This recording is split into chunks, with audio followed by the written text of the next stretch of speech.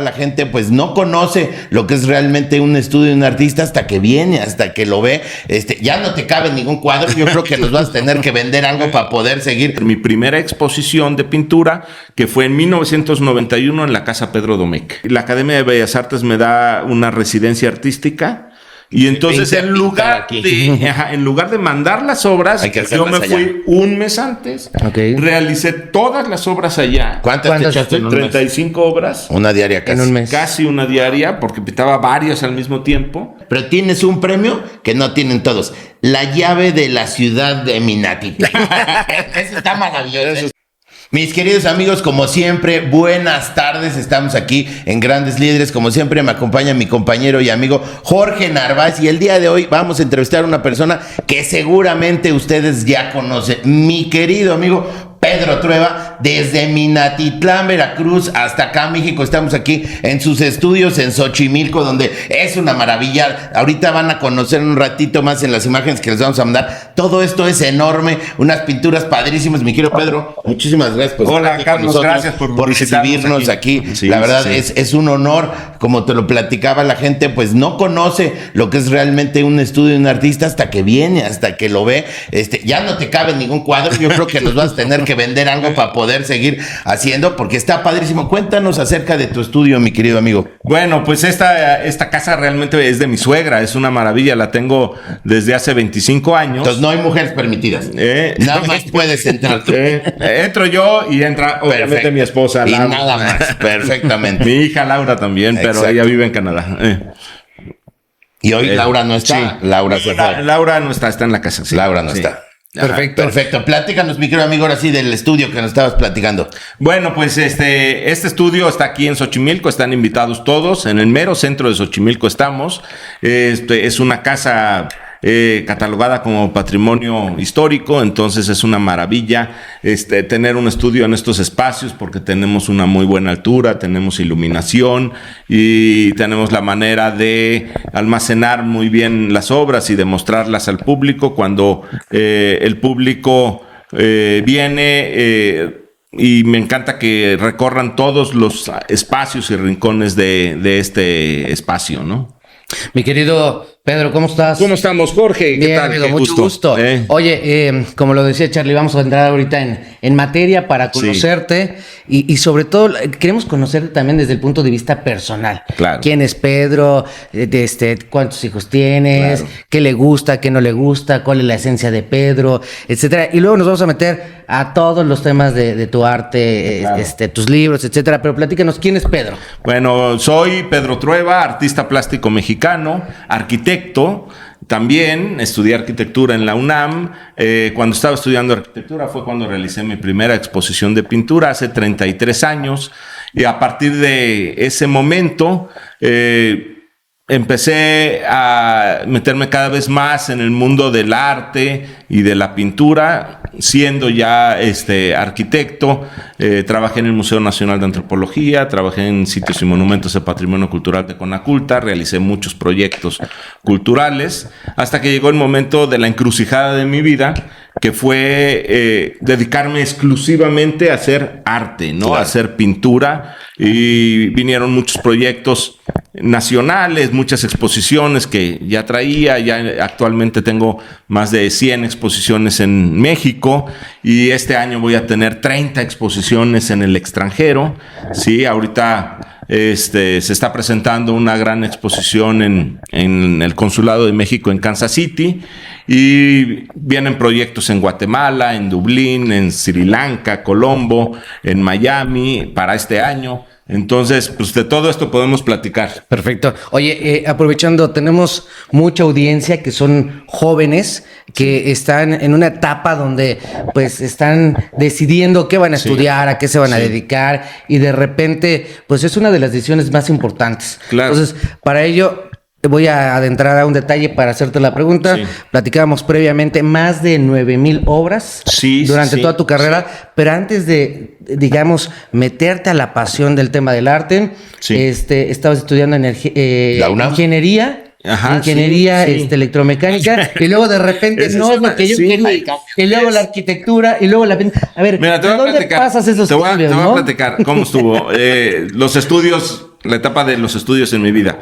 En Minatitlán hice el kinder. En Minatitlán hice la primaria. Tengo grandes amigos ahí. Secundaria hice hasta segundo de secundaria. Ok. ¿Sí?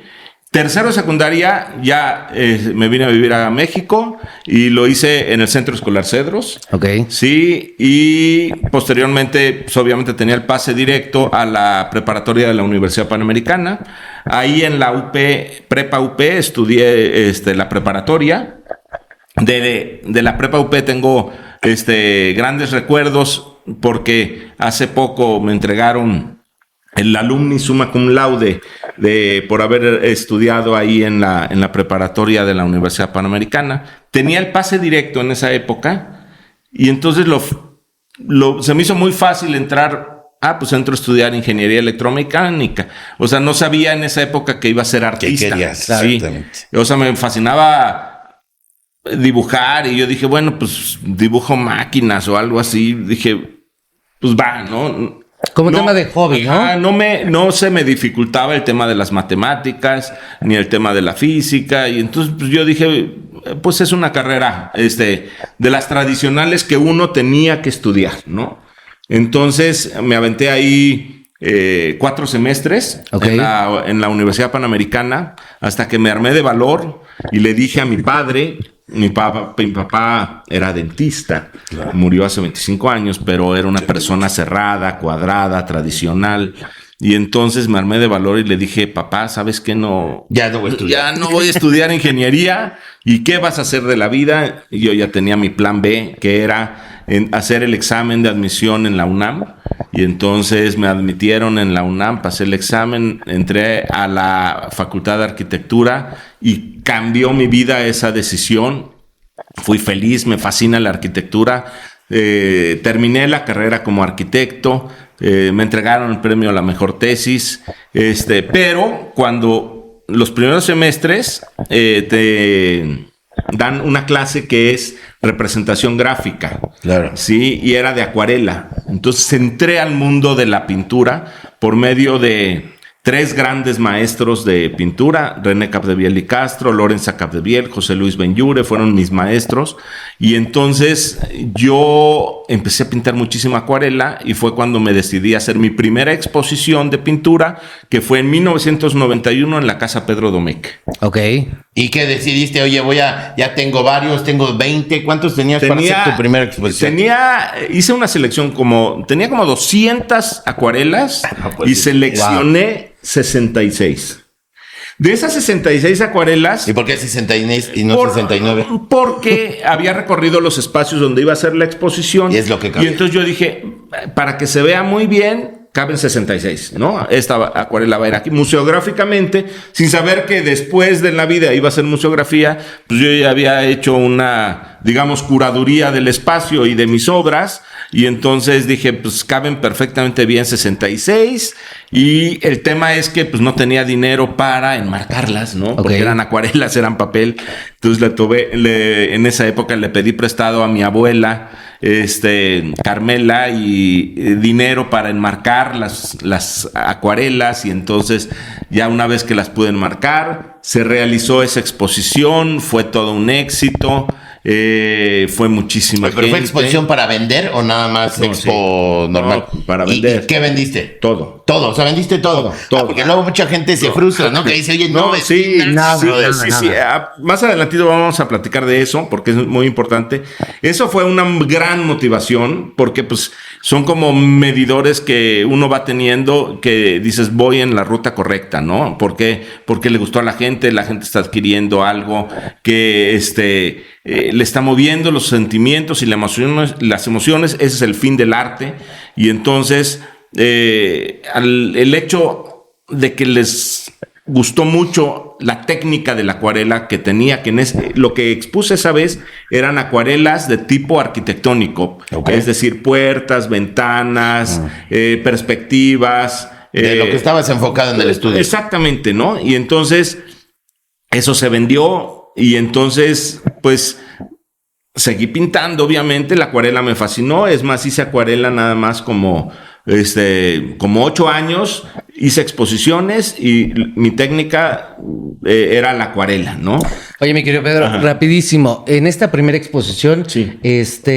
digamos, ¿tú te abriste camino para la primera exposición o alguien te ayudó? Porque es importante, bien, ¿no? bien, Es decir, bien. ¿cómo lo haces tu primera exposición? Claro Porque hay mucha que gente sí. que dice, oye, Sí. quiero hacer mi exposición Sí. y aprender de gente que Mira. tiene mucha experiencia, ¿no? La historia de esta primera exposición es padre porque tengo una gran amiga, Luzma Errasti, que también es arquitecta y también es acuarelista.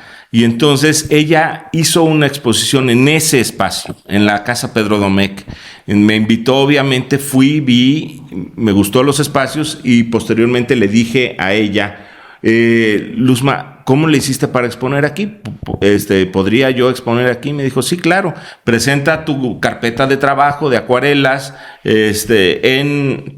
ahí me dio el nombre de la persona, de las oficinas, llevé todo lo que me decían y entonces me contestaron y me asignaron una fecha para la exposición. Entonces ya tenía la fecha, ya tenía el lugar, recorrí y ellos, me acuerdo por ser la Casa Pedro Domecq, ponían todo el brindis, los vinos, los bocadillos.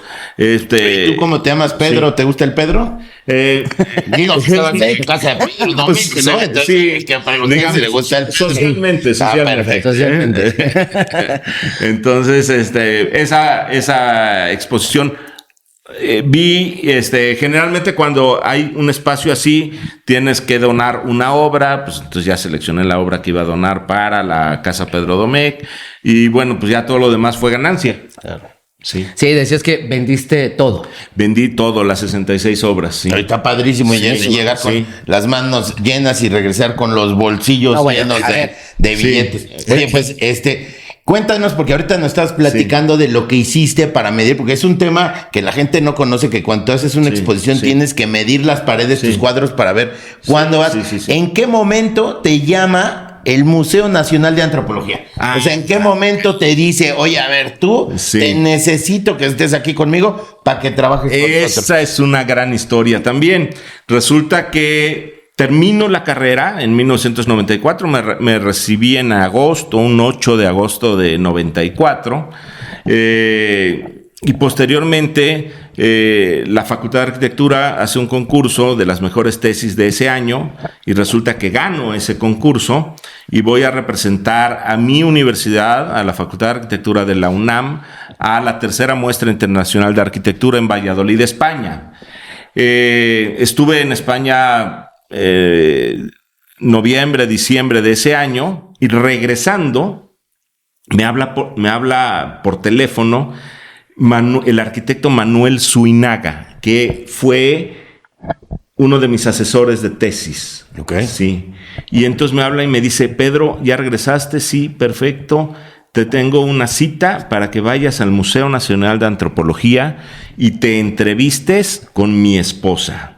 Mi esposa es Mari Carmen Serrapuche, directora del Museo Nacional de Antropología, y está buscando a una persona que creo que tú tienes las características, que se llame ¿no? Pedro y se apellide Trueba. Exactamente.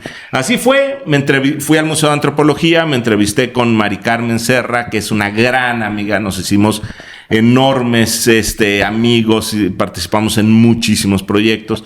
Ella entonces me dice que si quiero trabajar con ella como subdirector de museografía del Museo Nacional de Antropología, cargo que estuve 6 años trabajando ahí en el Museo de Antropología, prácticamente todo el sexenio de Cedillo. Pues todo lo que viste pasar, ¿no? Porque creo que todas las exposiciones, todo lo que se lleva ahí. Me tocó montar exposiciones como el Oro de Colombia, obras maestras de la National Gallery of Art de Washington, las mismas restauración y mantenimiento de las 23 salas del museo.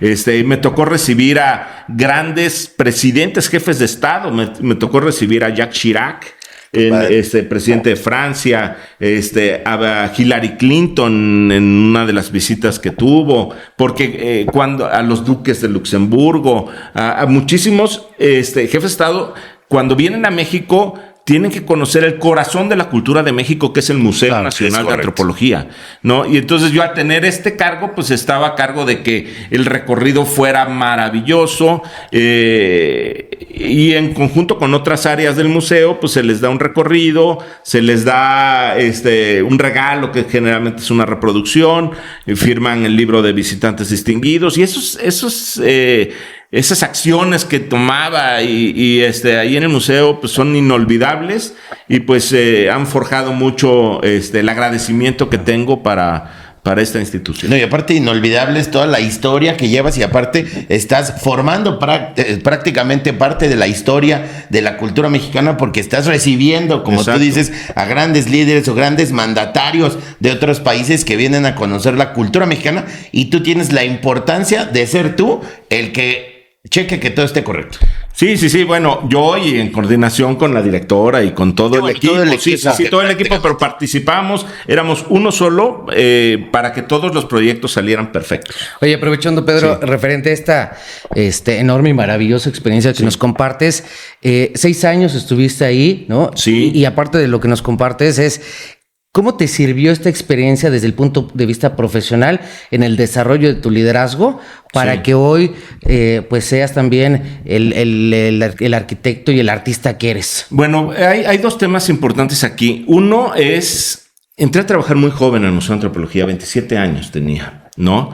Y entonces mi primera acción fue conocer, dije, lo primero que tengo que hacer es conocer qué arquitecto hizo esta maravilla, que ya sabía que era el arquitecto Pedro Ramírez Vázquez, ¿no? Entonces me presenté con él y platicamos y recorrimos el museo innumerables veces, nos hicimos grandes amigos, y él fue a alguna de mis exposiciones, y pues entonces, digamos, con este bagaje cultural que me daba el arquitecto Pedro Ramírez Vázquez, y con lo que iba conociendo de la cultura, estaba a cargo del sindicato del INA, del Museo Nacional de Antropología, cosa que no es cosa menor, claro, sí, es porque correcto. tenía que tener, digamos, mediar entre las necesidades que tenía el trabajador del museo con las decisiones que se tenían que tomar en la dirección del INA o del Museo de Antropología. Y no te puedes equivocar. No, entonces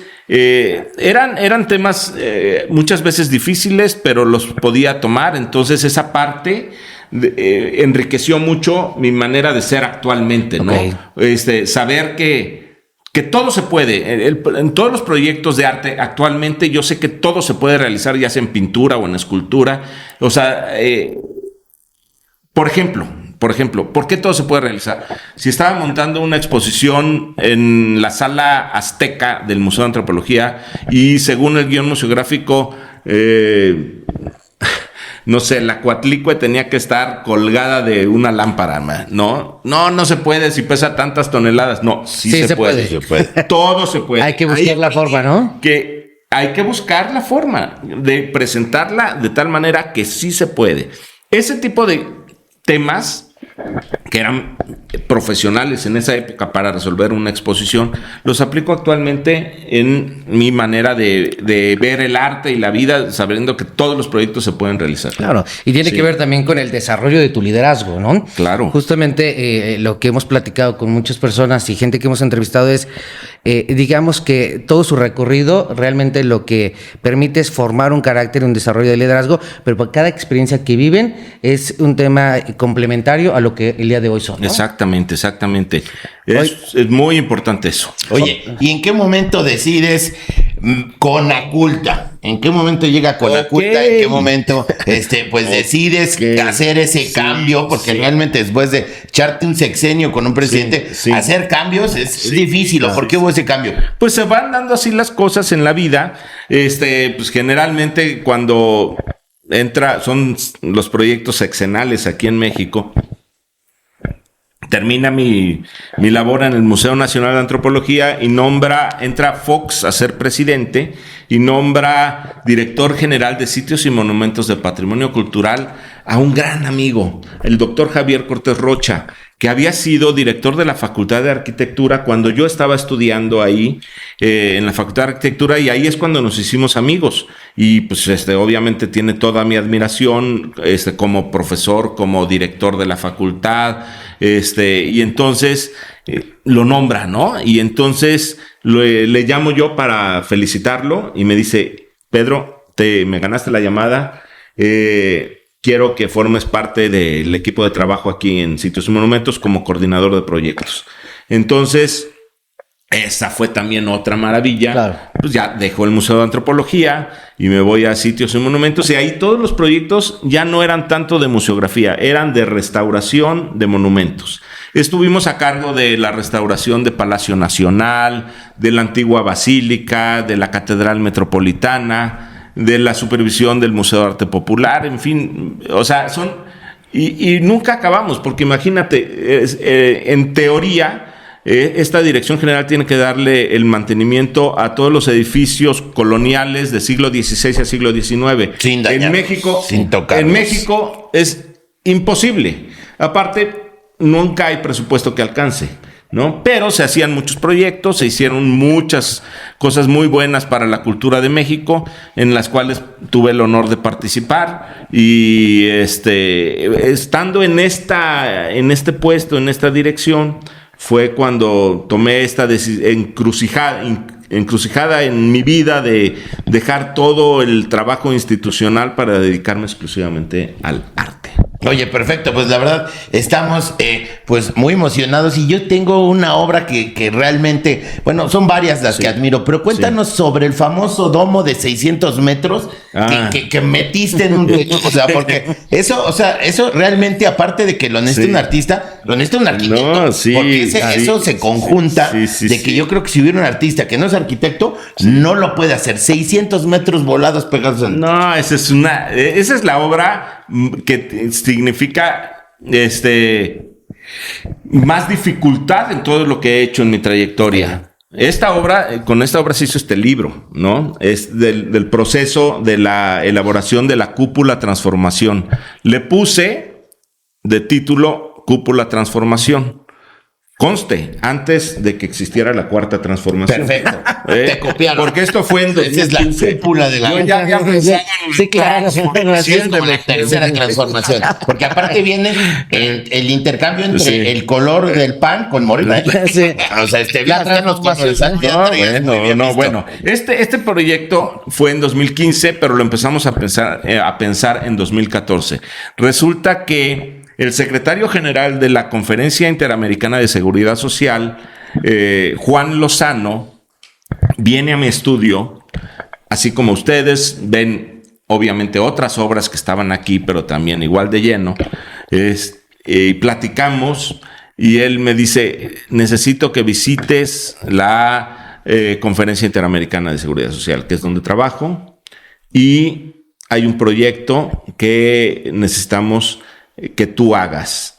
Y visité la cúpula, y me pidió él y Pepe Toño González Anaya, que era director del IMSS en esa época, que realizara yo este proyecto. Les presenté varias propuestas, eligieron este concepto, y empecé a trabajar en este proyecto un 1 de enero del 2015.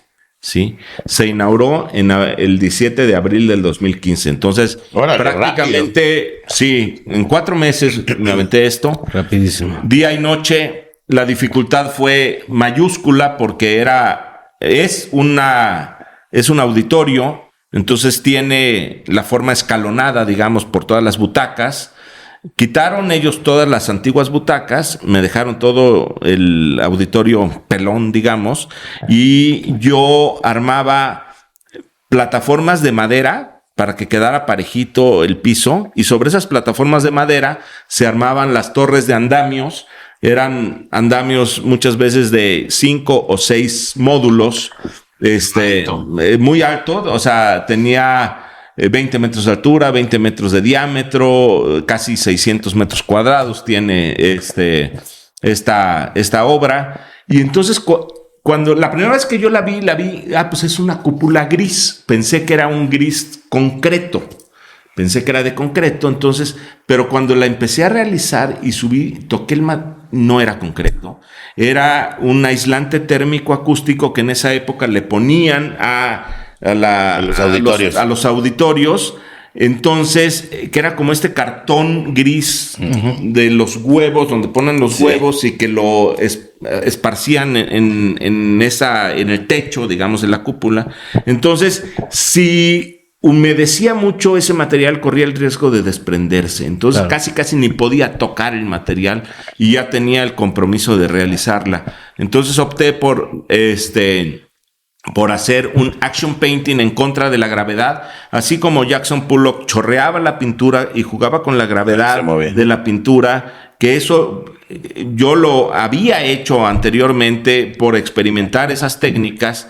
Entonces ahora tenía que aventar la pintura de abajo hacia arriba y que se impregnara en todos los espacios de esa cúpula, ¿no? Claro. Entonces fui jugando con los colores. Los rojos significan la fuerza, la pasión, el azul, la ilusión, el deseo, el amarillo, el equilibrio, los blancos, la paz y la tranquilidad. Entonces, con estos conceptos fui realizando esta cúpula a base de este action painting y todas las líneas aleatorias trazadas al azar significan la energía que existe sobre América, sobre el continente americano y los símbolos secretos que aparecen dispersos en toda la cúpula significan las ideas del hombre que el hombre se adueña de cierta energía y va creando ciertas ideas, ¿no?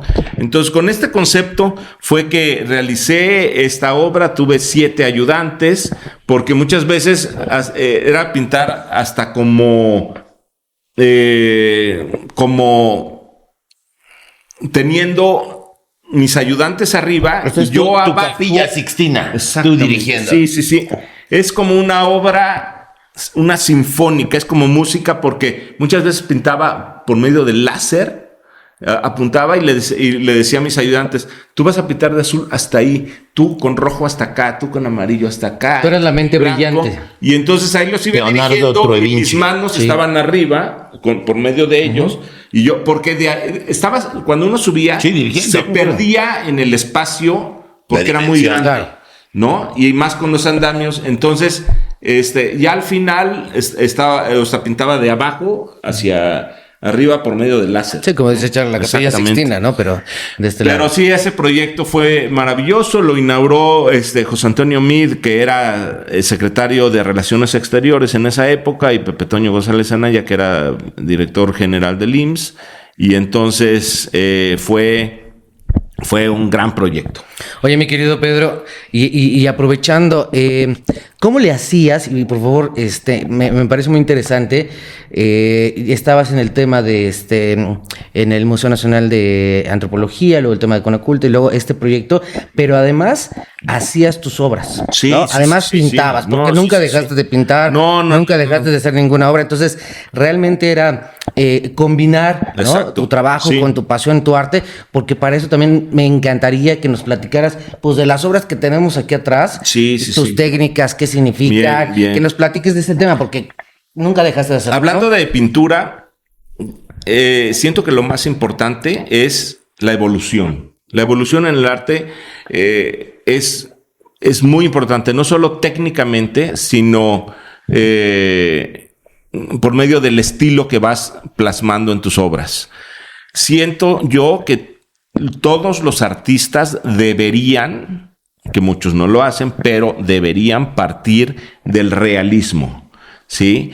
Una vez que se domina todos los elementos del realismo, por ejemplo, figura humana, perspectiva, teoría del color, el representar perfectamente bien luz y color, los claroscuros, uno puede evolucionar hacia otros estilos, por ejemplo, impresionismo, expresionismo, hasta llegar a la pintura abstracta. ¿Sí? Okay. Pero se tiene que partir de saber dibujar y de saber pintar. Eso es muy importante. Es si como no traes el realismo, no sabes ni dónde están las sombras. Exactamente. Dónde están los colores, el Tienes contraste. que caminar, gatear, caminar, correr. O sea, es un proceso.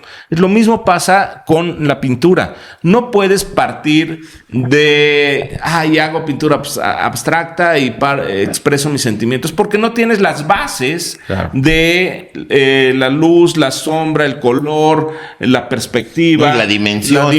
Es importantísimo. Toda la pintura abstracta tiene los mismos componentes de una buena pintura realista. Ok. ¿Sí? Entonces, tomo ese concepto durante toda mi vida y de ahí parto y de ahí evoluciono hacia todas las obras que hago.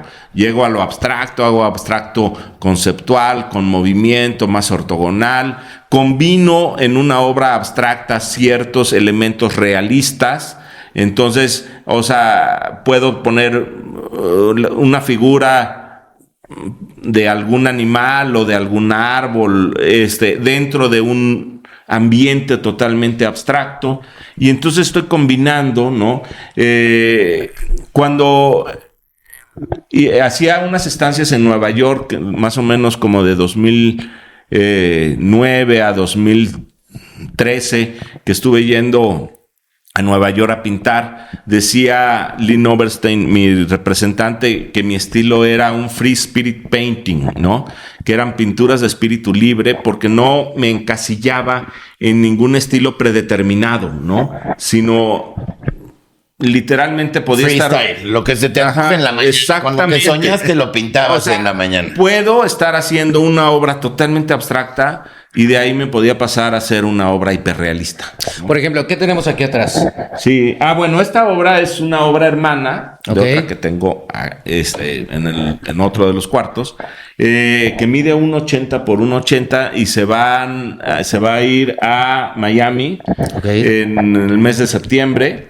Es una obra totalmente abstracta, con colores que yo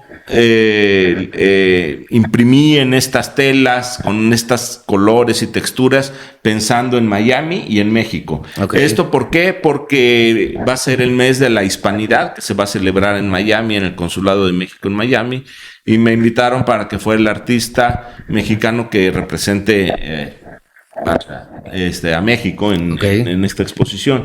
Sí, entonces es una obra totalmente abstracta que tiene ciertos códigos y símbolos inmersos en la obra, en este mundo, rojos con rosas mexicanos, con azules, con verdes, pero sin remontarnos a ningún tema realista. Todos son sentimientos. Perfecto. Oye, hablabas ahorita mucho del tema embajada. Sí. Te hemos visto que muchísimas embajadas y consulados te invitan a hacer exposiciones. ¿Por qué? ¿Por qué embajadas y consulados? Pues es una manera que he encontrado para representar a México dignamente en el extranjero. Ellos tienen muchas veces todos los contactos con galerías, con museos, con empresarios, y por este, digamos, método he conocido a grandes amigos embajadores. El embajador Benito Andión, que fue embajador en Portugal y en Israel, con él expuse. Me presentó después a Enrique Rojo, que expuse en Jordania, que fue el primer mexicano en exponer en Jordania. Conozco también a Federico Salas, embajador de México en la India, que con él expuse en la India y ahora me va a invitar para exponer en Colombo. A Alfredo Pérez Bravo, embajador en Nueva Zelanda, que el año pasado expuse allá. Y bueno, anteriormente Eduardo Ibarrola fue el primer embajador con el que expuse, que fue en Guatemala. Y bueno, muchos otros y cónsules. Ahorita Zoile Padilla, gran amiga mía, con él estoy presentando lo de Kansas City.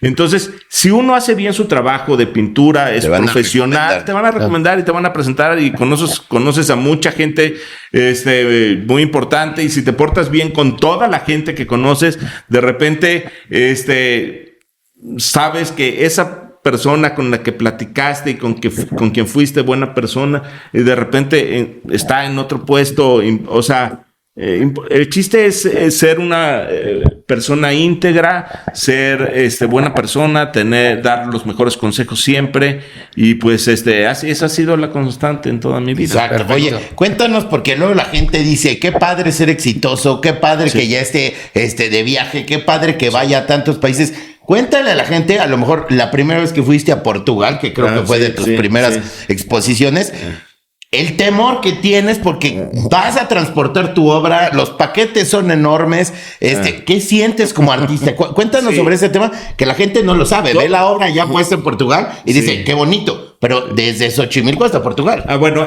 con esto del transporte de las obras he pasado muchas aventuras. En esa época, cuando expuse en Portugal, de la gente de la Secretaría de Relaciones Exteriores hizo aquí una curaduría, seleccionó 40 obras, y esas 40 obras yo las entregué en una de las bodegas de la Secretaría de Relaciones Exteriores. Ellos hicieron el empaque de las obras y ellos mandaron las obras a Portugal, y yo nada más llegué allá a Portugal prácticamente a inaugurar, porque ya estaba hasta montada. Con tu maleta nada más. Sí. Ah, padrísimo. Pero eso fue fácil. Muy padre, ¿no? Pero sí, por ejemplo, cuéntanos una complicada es cuando expuse en la Sorbona. Resulta que era director de la UNAM en Francia, Ramón Peralta, que a él lo había conocido en otra exposición en Canadá, pero el rector Grauel lo había nombrado director de la UNAM en Francia, y me invita para que para que yo presentara un proyecto de arte para la Sorbona, ¿no? Entonces presento este proyecto, les gusta mucho, me dicen que quisieran exponerlo en el campus de Escordelier de la Universidad de la Sorbona. Era algo increíble exponer en París, mi primera vez exponer en París. Y mi proyecto era de 72 obras, lo presenté en Relaciones Exteriores, lo aprobaron, dijeron que sí, todo perfecto, tenía las fechas, ya tenía hasta las invitaciones. Cuando de repente era época de elecciones y dicen, no, ya no tenemos presupuesto. Se acabó, entonces pues no se va a poder ir las obras, ¿no? Entonces yo, no puede ser, si tengo esta exposición, es poner el nombre de México en alto, quiero lograr. Una opción era decir, no, pues ya no voy a la Sorbona y pues ya ni modo, no se pueden hacer las cosas. No, es darle la vuelta y decir, sí se va a hacer esta exposición. Y entonces dije, ¿qué hago? Todo se puede. Tenía, ¿no? Exactamente, eran 72 obras, haz de cuenta como esta, ¿no? Que tenemos aquí enfrente. Recorté todas las telas de las obras, dejé el bastidor de madera afuera, enrollé las obras aquí en este estudio, en esta mesa, enrollé las obras, hice como 6, 7 sonotubos de distintos tamaños. Unos cabían adentro de mi maleta, me las llevé dentro de la maleta, y otros, pues enrollados, bien protegidos. Llegué al aeropuerto y me dicen, perfecto, lo documento como si fuera equipaje. ¿Y qué lleva ahí? Pues son telas. Efectivamente, son telas. Claro. Son telas, ¿no? O sea, bueno, pues entonces llegaron a París y me llevé 72 obras en vuelo comercial a París. Llegué a la Universidad de la Sorbona y tuve que montar la exposición de una manera diferente, porque no llevaban bastidor las obras.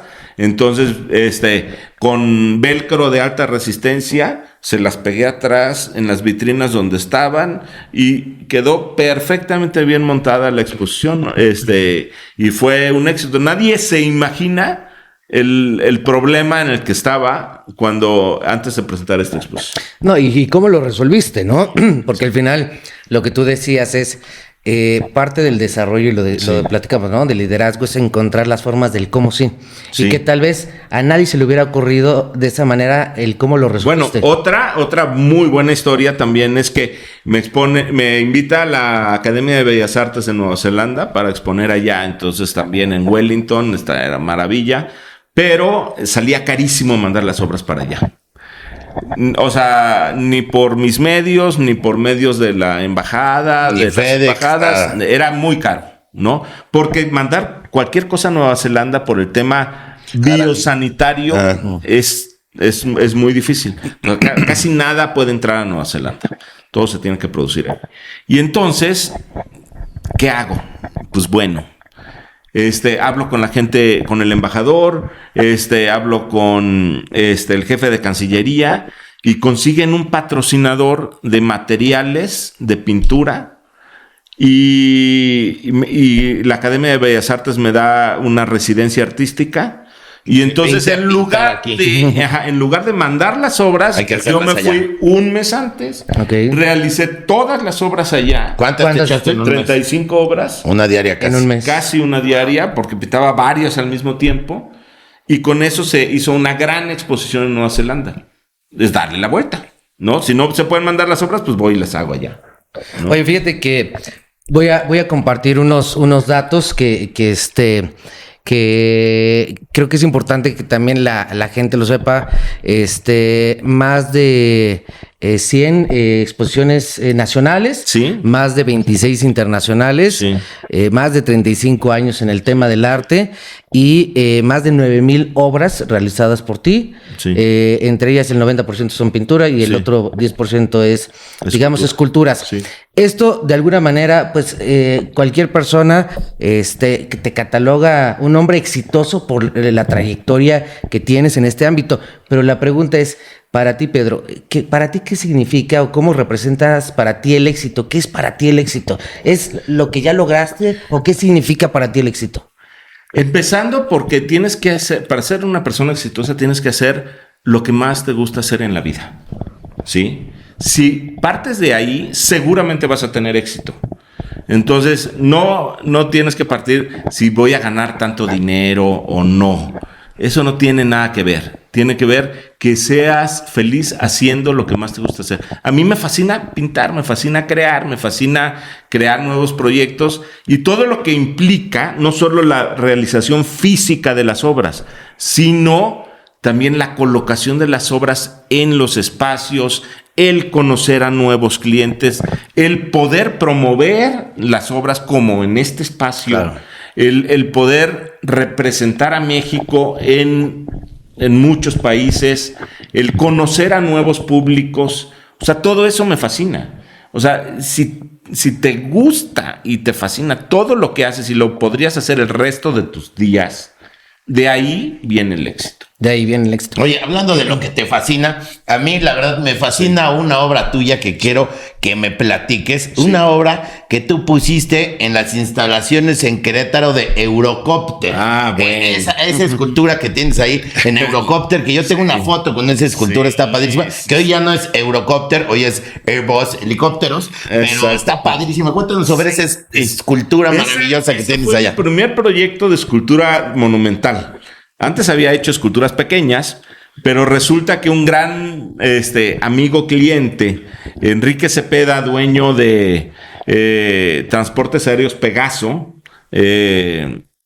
entonces él me recomienda con el entonces director de Eurocopter en México, Serge Durand, y Serge Durand me invita para que participe en un concurso internacional de escultura para las instalaciones de Eurocopter en esa época, que estaban en Querétaro, ¿no?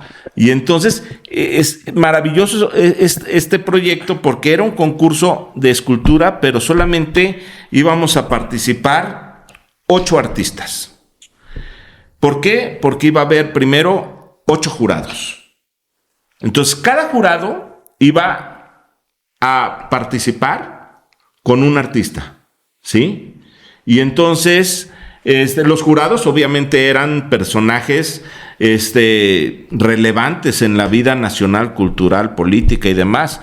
Pontú estaba el gobernador de Querétaro, estaba el embajador de Francia en México, el director de Eurocopter, y había 8 personajes de muy buen nivel, ¿no? O sea, y entonces a mí me propone el director de Eurocopter, que era Serge Durand, ¿no? Y entonces los artistas no nos teníamos que conocer. que íbamos a participar. Diferentes. Era, o sea, nada. Entonces a cada quien nos llegó las bases por medio de nuestro jurado que nos proponía, ¿no? Y entonces teníamos, creo que eran 2 meses para realizar el proyecto.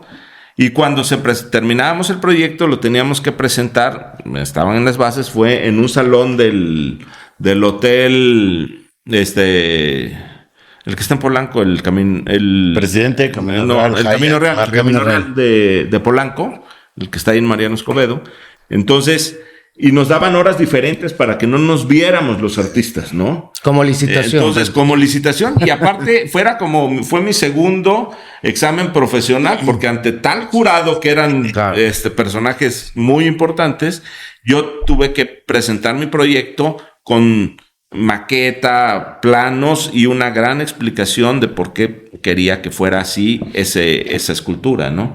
Entonces, resulta que así fue. Pero que te dan costos, montos, altura, o nada más dicen tú creas tu propio. En las bases tenía que ser 10 metros de altura, 5 metros de diámetro, resistir vientos de 150 kilómetros por hora, materiales resistentes a la intemperie.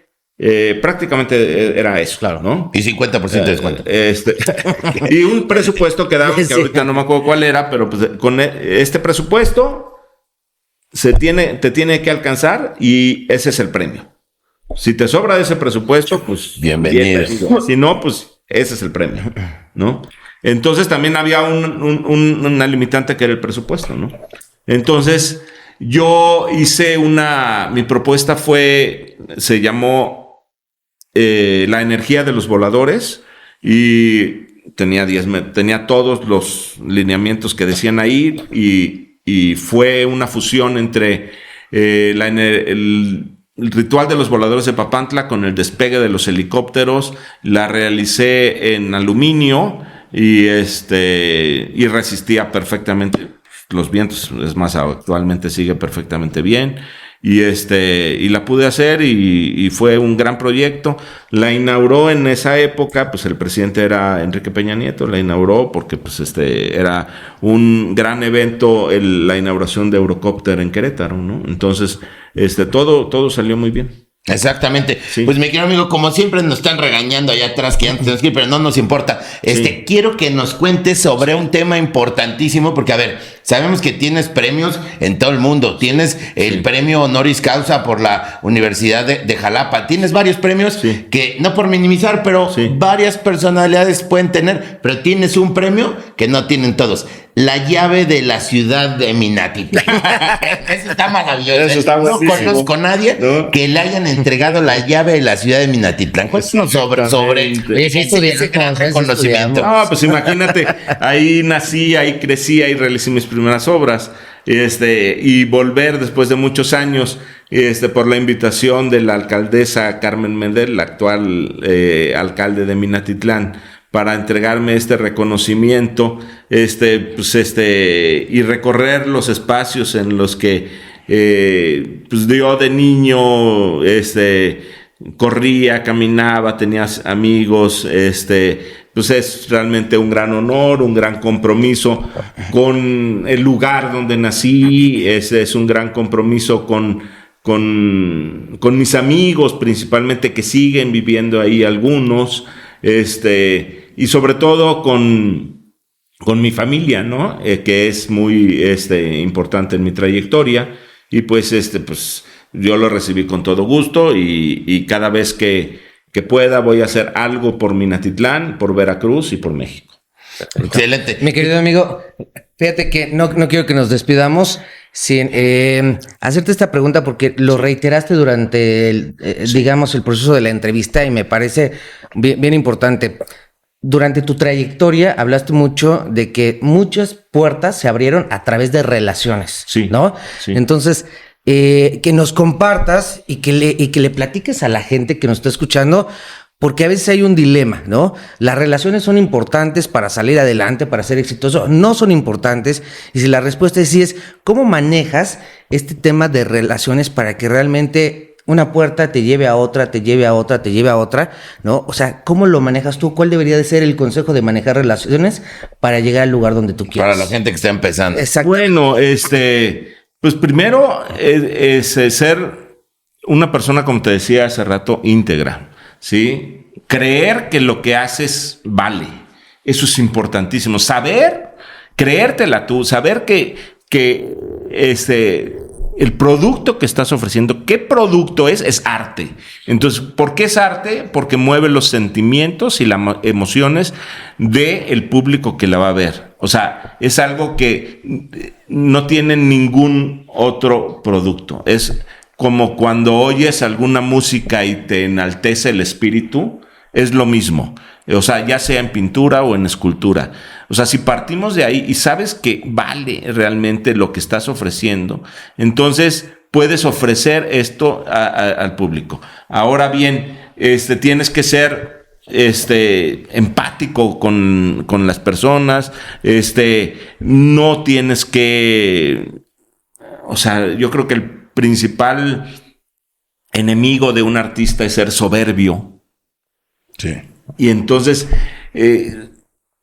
no, es que ya se le subió y se siente. No. Tienes que tener siempre los pies en la tierra y saber que eres una persona humilde y puedes, y vas a seguir trabajando en esto toda tu vida, ¿no? O sea, yo creo que eso es un buen consejo. Perfecto. Oye, en el tema artístico, sí. ya les diste un gran consejo que creo que es uno de los para toda la gente que esté iniciando en el tema de pintura, porque mucha gente lo inicia como hobby, a lo mejor como tú en la universidad, pero aparte de empiecen por el tema del realismo, ¿qué consejo le darías a la gente para que se vuelvan grandes como tú? No, bueno, como te decía, creer, promover, exponer, es importantísimo. Exponer para un artista, ¿sí? De nada sirve todo lo que está aquí si la gente no lo ve. Exactamente. Sí, claro. Para que haya arte, la gente lo tiene que ver. Entonces, un artista tiene que exponer lo que hace, ¿sí?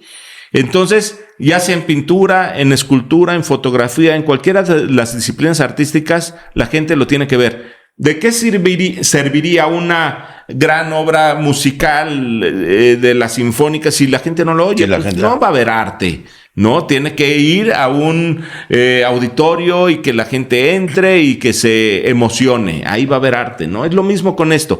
Es por eso que, ¿qué consejo es? Que expongan. Que expongan. Es maravilloso. Mi querido amigo, y ya nada más para finalizar, ¿cuál es el libro o película desde el punto de vista de liderazgo que a ti te ayuda y te motiva cuando sientes que requieres ahí inspiración? Pues bien, mira, hace muchos años, ¿te acuerdas de la película Grandes Esperanzas? Claro, sí, cómo no. Que era de un pintor que el actor era Ethan Hawke y sale Gwyneth Paltrow, guapísima. Entonces, esa película, me gustó mucho y yo creo que empecé a hacer nuevas obras gracias a esa película.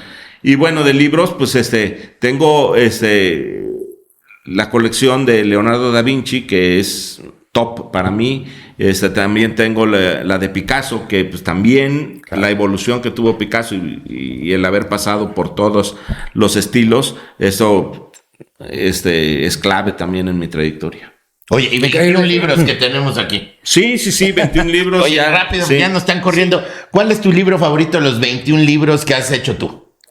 Pues el libro, o sea, todos, porque unos son libros catálogo, otros son libros biográficos, otros son de algunos proyectos como el de La Cúpula, pero el de Pedro Trova, un pintor veracruzano, me lo hizo el gobierno de Veracruz, patrocinado en 2008, y fue gracias a Rosa Borunda, que era la presidenta de paz descanse, apenas. Sí, caray, que no saben todo lo que quería yo a Rosa. Pues Pues sí, pues mi querido amigo, pues muchas gracias por recibirnos aquí en tu casa, en tu estudio. sí, La verdad sí. Estamos muy contentos, aunque nos queda Xochimilco aquí al lado, ¿verdad? Hicimos poquito tiempo, pero siempre el compromiso es expresarle a toda nuestra gente, grandes líderes, que conozcan los lugares, el ambiente del artista, el lugar donde realmente se desenvuelve y hace que todo esto sea una realidad. Muchísimas gracias por visitarlos, un honor, y están todos invitados a este espacio. Hombre, no, pues encantados de la vida el día de hoy. Aprendimos mucho de arte gracias a ti. Qué mejor que con un experto como tú. Y mis queridos amigos de Grandes Líderes, recuerden que en Grandes Líderes hablamos de liderazgo con Pedro Trueba, güey.